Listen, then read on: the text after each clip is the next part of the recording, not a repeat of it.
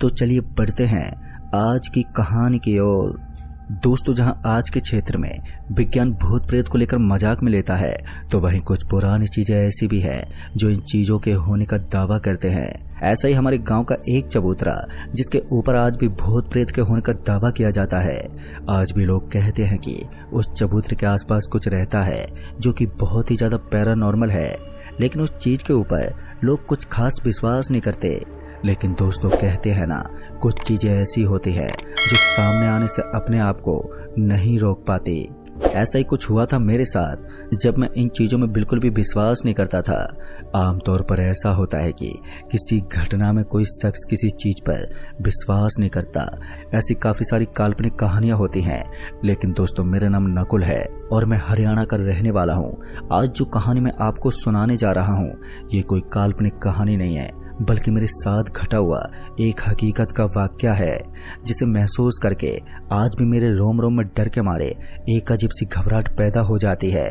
तो आइए जानते हैं मेरी जिंदगी से जुड़ा हुआ भयानक हादसा, जो हर किसी की रूह कपकपा देने के लिए पूरी तरह से कायम है।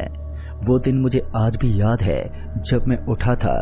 रोज की तरह आज भी नाश्ता करके मैं अपने काम पर लग गया था, क्योंकि इन दोनों हमारे घर के सामने हमें जो हल्का फुल्का घास खड़ा हुआ नजर आता था, हम उसे काटने लगे थे। और इसी के चलते मुझे अपने घर काफी काम करना पड़ता था। लेकिन एक दिन कुछ अजीब सा हुआ, जिसकी मुझे उम्मीद तक नहीं थी। हुआ कुछ ऐसा था कि रोज रोज की तरह मैं आज भी अपने घर पर घास काट रहा था, और सुबह सुबह अचानक मेरे हाथ पर एक कीड़े ने काट लिया। कीड़े के काटते ही मुझे बहुत ही ज्यादा दर्द हुआ, और उसके बाद मैं गांव की दुकान पर चला गया। वहां जाकर मैंने एक टैबलेट ली। दरअसल वो टैबलेट इन्फेक्शन की थी, ताकि उस कीड़े का जहर मेरे पूरे शरीर के अंदर ना फैल सके।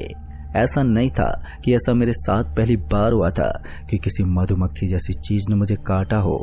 पहले भी ऐसा कई बार हो चुका था, लेकिन आज सुबह ठंड थी, और ठंड की वजह से मुझे बहुत ही ज्यादा दर्द महसूस हो रहा था। फिर उसके बाद मैं सीधा दुकान पर चला गया, और दुकान में जाकर मैंने टैबलेट लेने के बाद मैं वापस से घर की तरफ लौट रहा था कि तभी मेरी नज़र उसी वीरान से पड़े चबूतरे पर पड़ी। मैं आपको बताना चाहूँगा कि मैं उस गांव के अंदर कुछ दिनों पहले ही आया था। इससे पहले मैं बाजार में रहकर पढ़ाई करता था, और गांव की काफ़ी सारी चीज़ें ऐसी थी जिनके बारे में मुझे कुछ भी ज़्यादा ज्ञान नहीं था। और मेरे घर वाले भी काफ़ी शिक्षित लोग थे, तो वो भी इन चीज़ों पर खास ध्यान नहीं देते थे। मैं भी अपने घर वालों की तरह था। पढ़ाई में काफ़ी होशियार होने के कारण भूत प्रेत जैसी चीज़ों को बस छोटे लोगों की सोच मानता था, लेकिन इंसान की सोच कभी छोटी नहीं होती।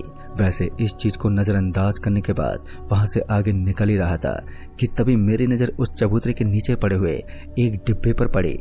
तभी मैंने देखा कि वो डिब्बा मिठाई का था, और उस वक्त मुझसे रहा नहीं गया, और मैं उस डिब्बे के पास चला गया। जैसे मैं उसे उठाने ही वाला था कि मुझे घनश्याम दादा ने आवाज देते हुए कहा, अरे बेटा क्या कर रहा है? पता नहीं क्यों, लेकिन उनकी सिर्फ एक छोटी सी आवाज ने मेरे अंदर डर भर दिया था। मेरे हाथ पैर वहीं पर थम से गए।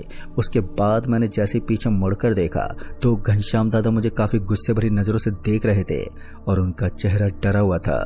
मैं समझ गया था कि कुछ तो बात है। उसके बाद मैंने घनश्याम दादा को घूरते हुए कहा, अरे क्या हुआ दादा, आप मुझे इस तरह क्यों देख रहे हैं? मेरी बात को काफी ज्यादा ध्यान से सुनने के बाद उन्होंने मेरे ऊपर भड़कते हुए कहा, तुम जानते नहीं हो तुम क्या करने की कोशिश कर रहे हो? चुपचाप से यहाँ से चले जाओ, और आइंदा मुझे इस चबूतरे के आसपास भी नजर मत आना। तुम शहर में रहने वाले बच्चे काफी बिगड़े होते हैं, जो बड़े बूढ़ों की बात भी नहीं मानते। उनका इस तरह से भड़कना मुझे कुछ ठीक नहीं लग रहा था, लेकिन उसके बाद मैंने सोचा कि उनके सामने आवाज उठाने से तो अच्छा है मैं बिना कुछ बोले ही घर चला जाता हूँ। मुझे अब समझ में नहीं आ रहा था कि उस मिठाई के डिब्बे में ऐसा क्या था। फिर मैं जैसे वहां से जाने लगा, तो वो एक लकड़ी लेकर उस डिब्बे के पास पहुंच गए, और फिर उसे वहां से टक्कर मारते हुए नाले में गिरा दिया। ये मुझे थोड़ा अजीब लगा। मुझे लगा कि कुछ तो खोट है, और उसके बाद मैं इस बात को जानने के लिए अपने घर चला गया। घर पर जाकर मैंने अपनी मम्मी को इस बारे में बताया, तो मेरी मम्मी बड़ी ही धीमी आवाज में बोली, अरे बेटा, वहाँ पर लोग भूत प्रेत के होने का दावा करते हैं। कहते हैं वहाँ आए दिन जादू टोना किया जाता है, और जादू टोना करने वाले गाँव के कुछ लोग हैं जिनके बारे में आज तक किसी को कुछ भी नहीं पता चल पाया है। एक तरफ मुझे ये सोच सोच कर काफी ज्यादा हंसी आ रही थी कि आखिर इस जादू टोना करने से क्या होता है, और साथ ही मुझे इस बात का अफसोस भी हो रहा था कि लोग आखिर क्यों बार बार आधी रात को अपनी नींद खराब करके इस तरह के कांड करते हैं। बस इन्हीं बातों को सोचते हुए मैं हंसने लगा और उसके बाद इन चीज़ों को नज़रअंदाज करते हुए मैं अपने काम में लग गया। मुझे कल वापस शहर के लिए निकलना था, लेकिन काफ़ी ज़्यादा ठंड होने के कारण मैंने 2 दिन की एक्स्ट्रा छुट्टी ले ली थी। मैं नहीं जानता था कि इन 2 दिन में मेरी ज़िंदगी पूरी तरह से बदल जाएगी। खैर, इस समय मैं वापस से अपने काम में लग गया। अब शाम के करीबन 7:15 बज रहे थे और अब एक बार फिर मेरे हाथ में मुझे बहुत ही ज़्यादा दर्द होने लगा और इस वक्त मेरा मन भी हो रहा था कि मैं गांव की तरफ घूम कर आता हूं और उसके बाद यही सोचकर मैं गांव की तरफ चल पड़ा। वैसे भी मेरे अंदर काफ़ी तुल मची हुई थी कि एक बार तो गांव में जाकर पूरा नज़ारा देख कर ही आऊँ और अपने कुछ पुराने दोस्तों से मिल सकूं। वैसे भी इस ठंड के इस मौसम में लोग आग जलाकर दुकान के सामने बैठते थे और जो चबूतरा था वह उस दुकान से करीबन 400 मीटर आगे, यानी कि वहां से काफ़ी दूर था। वहां से लाइट तो नज़र आती थी, लेकिन इतनी जल्दी किसी के कानों में आवाज़ नहीं जाती थी। फिर मैं दुकान की तरफ चल दिया। जाते वक्त मेरी दादी ने कहा, बेटा आज शनिवार का दिन है तो थोड़ा संभल कर रहना, गांव के चबूतरे के पास तो बिल्कुल मत जाना। दादी की बात सुनकर मम्मी और पापा को थोड़ी सी हंसी आ गई। फिर मैं अपने दादी जी की बात सुनकर अपने घर से बाहर निकल गया और गांव की दुकान की तरफ चल पड़ा। कुछ देर के बाद मैं दुकान के पास पहुंचा तो वहां पर ठंड के मारे कुछ लड़के आग जलाकर उसके चारों तरफ एक घेरा बनाकर बैठे हुए थे। मैं भी उन सभी को अच्छे से जानता था और वहां पर जाते हम सभी के बीच में काफ़ी अच्छी बातचीत होने लगी। बातों ही बातों में मैं अपने शहर में जो घटना है, जो सब मेरे साथ होता था, मैं उन सभी के साथ शेयर करने लगा। फिर कुछ देर तक तो ऐसा ही चलता रहा और फिर उसके बाद उन लोगों ने भूत प्रेत की बात छेड़ दी। लेकिन वो लोग इस बात को अच्छे से जानते थे कि मैं भूत प्रेत जैसी चीज़ों में बिल्कुल भी विश्वास नहीं करता हूँ। इसके बावजूद भी इनका इस तरह से भूत प्रेत के बारे में बात करना मुझे कुछ ठीक नहीं लग रहा था। इसलिए मैंने उनसे कहा, देखो भाई, ये भूत वूत तो कुछ नहीं होता, ये सब तो कहने की बातें होती हैं। इसलिए बेहतर होगा कि हम जल्दी से जल्दी पुरानी सोच को यहीं छोड़ दें और नए ज़माने की शुरुआत करें। मेरी बात को सुनकर वो मेरे ऊपर हंसते बोले, अरे भाई, अगर भूत प्रेत होने का एहसास करना है ना तो आज रात 12 बजे के बाद उस चबूतरे के पास चले जाना और हाँ, एक वीडियो बना कर लाना ताकि हम देख सकें कि तुम कितने निडर इंसान हो। उनकी बात को सुनकर मेरे अंदर थोड़ी जलन होने लगी। अब मैं उनको ये साबित करके दिखाना चाहता था कि भूत प्रेत जैसा कुछ भी नहीं होता। ये सब बस लोगों के दिमाग का वहम होता है और इस चीज़ को मैं किसी भी हाल में करना चाहता था। लेकिन उसके लिए मुझे हिम्मत की ज़रूरत थी, जो मेरे पास तो थी, लेकिन हल्का हल्का डर भी मेरे जहन में बैठा हुआ था। उसके बाद मैंने अपनी गर्दन को हिलाया और कहा, ठीक है, आज रात को मैं तुम सभी को अकेला उस चबूतरे के पास जाकर दिखाऊंगा, तुम सभी यहीं पर आग के पास बैठे रहना। मेरे इतना कहने के बाद उन सभी ने मना कर दिया। उन्होंने बताया कि 10 बजे के बाद घर से भी नहीं निकल सकते, तो यहाँ इस आग के पास बैठकर क्या करेंगे। बेहतर होगा कि मैं अकेला ही वहाँ पर जाकर इन सभी को दिखा दूँ कि ऐसा कुछ नहीं होता। अब मेरी वो बारी आ चुकी थी जब मुझे अपने आप को निडर साबित करना था। रात के करीबन अब 9 बजने को आए थे और इस बार सभी लड़के अब उठ कर अपने घर की तरफ जाने लगे, तो मैं भी फिर घर की तरफ रवाना होने लगा। जाते समय मैंने एक नज़र उस चबूतरे की तरफ मारी तो वहाँ एकदम खामोशी पसरी हुई थी। ऐसा लग रहा था जैसे कि वहाँ पर कुछ मौजूद ही नहीं है। एकदम सन्नाटा पसरा हुआ था जिसे देखकर ही एक हल्का सा डर महसूस हो जाए। फिर उसके बाद मैंने थोड़ी चैन की सांस ली और वहाँ से निकल गया।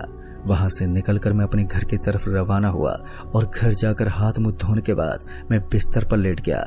अभी भी मेरे दिमाग में उसी चबूतरे की बात चल रही थी कि मैं जल्दी से उसके पास जाकर ये साबित कर सकूं कि वहाँ पर कुछ भी नहीं है।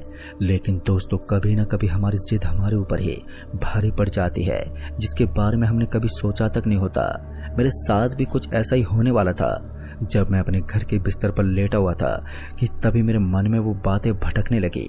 और जब उन मेरे दोस्तों ने मुझे वहाँ पर जाने की शर्त रखी थी तो मेरे पास मेरा फ़ोन भी था। तो मैंने सोचा कि अब वहाँ पर जाना सही होगा। आते वक्त मैं एक अच्छा सा वीडियो बनाकर भी ले आऊँगा और उन सभी को दिखा दूंगा कि भूत प्रेत जैसा कुछ नहीं होता। इस छोटी सी बात को साबित करने के लिए अब मैं बड़े खतरों से खेलने वाला था। मुझे सबसे ज़्यादा डर किसी बात का लग रहा था तो वो ये था कि मुझे इस छोटे से गांव के बीच में कोई डाकू या चोर न मिल जाए, वरना मेरे अंदर कुछ छोड़ने वाला नहीं होगा। हालांकि मेरे पास पैसा वैसा तो था नहीं, लेकिन चोर जैसा आदमी कुछ भी कर सकता है, इसलिए मुझे थोड़ा बहुत डर उसी का महसूस हो रहा था। फिर उसके बाद मैं अपने घर से निकल गया। मेरा पहला कदम जब मैंने अपने घर के बाहर पटका तभी से लेकर मेरी दिल की धड़कनें तेज हो चुकी थी। फिर उसके बाद मैं काफ़ी धीरे धीरे चलता हुआ उस चबूतरे के एकदम पास पहुंच गया था जहां पर जाने की बात हुई थी। जैसे ही मैं उस चबूतरे के पास पहुंचा तो मैंने देखा कि वहां पर ज़्यादा कुछ नहीं था, बस एक मटका पड़ा हुआ था और उसके अंदर पानी था और सब कुछ एकदम खामोश था। इस चीज़ को देखकर मुझे बड़ी खुशी हो रही थी कि लोग इतनी शांत जगह से डर जाते हैं। और अब मैं वीडियो बनाकर पूरे तरीके से रेडी हो चुका था। अब मैं वापस से वहां से निकलने वाला था कि तभी उस चबूतरे के ऊपर लगी हुई लोहे की चादर से कुछ आवाज आने लगी। उसको सुनते ही मैंने एक पल के लिए ऊपर की तरफ देखा और जैसे मैंने अपनी नजरों को ऊपर घुमाया तो मैंने देखा कि वहां पर एक औरत उल्टी लटकी हुई थी और वो उन लोहे की चादर को जकड़े हुई थी। मुझे समझते हुए कुछ ज्यादा टाइम नहीं लगा कि ये एक भूतनी है और पहली बार इस चीज को देखते ही मेरा पूरा शरीर पसीने से तरबतर होने लगा। आज तक मैंने इस तरीके की सिर्फ मूवी देखी थी, लेकिन आज इस दृश्य को वास्तव में देखकर मेरी तो जान हलक में आ चुकी थी। अब मैं बहुत ही बुरी तरह से डर गया था और अब मेरी सांसें ऊपर नीचे होने लगी थी। मैं तुरंत ही वहां से सरपट भागने की कोशिश करने लगा, लेकिन मेरी तमाम कोशिशें फेल हो रही थी क्योंकि जैसे मैं वहां से भागने की कोशिश कर रहा था कि उसी वक्त मेरे कदमों को रुकावट भी महसूस होने लगी। ऐसा लग रहा था जैसे कि मैं चाहकर भी भाग नहीं पा रहा हूँ। कुछ देर तक तो इसी तरह मैं वहां नॉर्मल जगह पर ही फिसलता रहा, लेकिन उसके बाद मेरे कदमों के अंदर अजीब सी रुकावट होने लगी और फिर मैं आगे की तरफ बहुत जोर से गिर पड़ा। आगे गिरने की वजह से मेरे शरीर में बहुत ही ज्यादा चोट आ गई और अब मेरा पूरा का पूरा शरीर एक पल में ही पूरी जगह छोड़ चुका था। इस वक्त मुझे बहुत ही ज्यादा दर्द महसूस होने लगा, लेकिन मैंने हिम्मत नहीं हारी और खाटू श्याम बाबा का नाम लेने लगा। वैसे भी हमारे गांव में सिर्फ खाटू श्याम बाबा का मंदिर था जिनको मैं माना करता था। उसके बाद मैंने इतनी तेज तेज आवाजें लगाना शुरू कर दिया कि वो आवाज पूरे गांव के अंदर गूंजने लगी। और उसके बाद पता नहीं मेरे सर के अंदर ऐसा क्या हुआ कि मेरे सर में बहुत ही जोर का दर्द होने लगा। जैसे मैंने अपने सर पर हाथ लगाया तो मुझे ऐसा लगा जैसे कि किसी ने अपना हाथ मेरे सर में बढ़ाना शुरू कर दिया था। उसके नाखून मेरे सर के अंदर घुस चुके थे और अब उसका पूरा हाथ मेरे सर में जाने वाला था। इससे पहले मुझे कुछ बहुत सारे लोगों की तेज चिल्लाने की आवाज आने लगी और इस आवाज को सुनते मेरी जान में जान आई। तब तक वहां सब कुछ नॉर्मल हो चुका था, लेकिन मेरा सर अब बहुत ही बुरी तरह से फट गया था और उसके अंदर से खून निकल रहा था। मैं समझ गया था कि अब जो होना था वो तो हो चुका, मगर उसके बाद सभी लोगों ने मुझे तुरंत ही उठाया और उसके बाद मुझे हॉस्पिटल लेकर पहुंच गए। हॉस्पिटल लेकर जाने के बाद काफ़ी दिनों तक मेरा इलाज चलता रहा और करीब 2 महीने के बाद जाकर मेरी हालत में सुधार आया। सभी लोग मेरी इस बेवकूफ़ी से मेरे ऊपर काफ़ी गुस्सा थे। मेरे दोस्तों को भी अब मेरे किए पर काफ़ी गुस्सा आ रहा था। अगर वो मुझे गुस्सा नहीं दिलाते तो शायद मैं वहाँ पर नहीं जा पाता। खैर उसके बाद उन सभी ने मुझसे माफ़ी मांगी और वहाँ से निकल पड़े। लेकिन दोस्तों, इस छोटी सी घटना ने मेरे दिल और दिमाग में डर का एक नया समुंदर पैदा कर दिया था। उसके बाद मैं कभी भी अपने गांव के उस चबूतरे के आसपास भी नहीं भटकता हूँ। मगर अब तो हम शहर के अंदर रहने लगे हैं तो मुझे अपने गांव जाने की ज़रूरत ही कम पड़ती है। लेकिन उस दिन मेरी जान कैसे बच गई और वो महिला कौन थी, इस बात का रहस्य मैं आज तक नहीं जान पाया हूँ। तो दोस्तों, इस कहानी में बस इतना ही।